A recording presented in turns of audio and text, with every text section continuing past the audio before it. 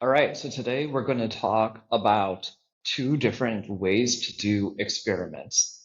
One is discovery-based experiments, and then the other one is hypothesis-based experiments.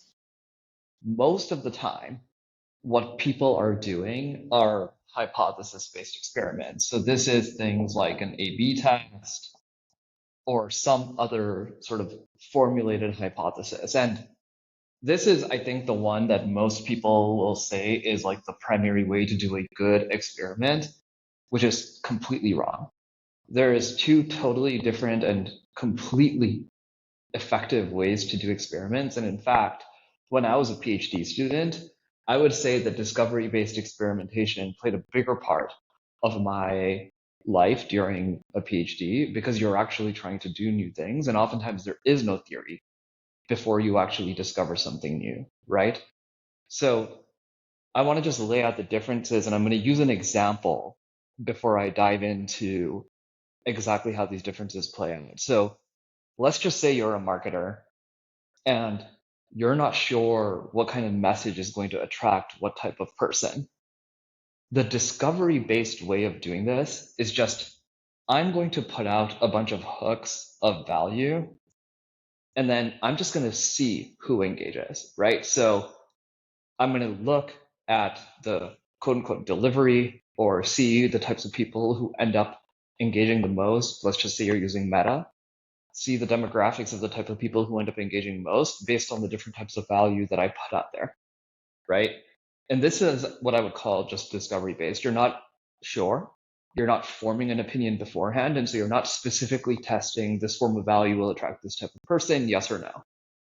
On the other hand, hypothesis based is saying something like, parents love this supplement to stay healthy during flu season, right? I'm a parent. My kid is currently getting sick all the time. I don't know if it's just this season, but this is the way that you would formulate something hypothesis driven. And so it's like, I am forming a particular hypothesis that if I put this hook out, then I will attract these types of people, right? And then it's falsifiable, right? It's something that you can easily say, hey, this did not happen. And again, this is the thing that most people think about. This is also what A/B tests are, right? So, but I want to spend today to say, hey, you should really think about how do you drive discovery, because that's where a lot of the time magic happens that you would not have otherwise expected. And generally, the three things you need to do in order to drive very effective discovery-based experimentation is, one, you have to ask open questions. So this is like, see who engages, right? So open questions.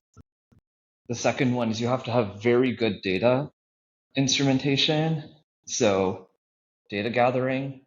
Luckily, Facebook, for example, already has all of that built in for this type of question, but you want an instrument to gather as much data as possible in order to increase the likelihood that you discover something new. And then the third one is that you need to be comfortable with whatever response comes back, right? So you're unopinionated, opinionated. And unfortunately, oftentimes, this is the hardest part for most people because they want something to be true. But when you run these types of experiments, you just have to allow for nature to tell you what is true. All right, let's put some more discovery-based experimentation out there and see you in the next one.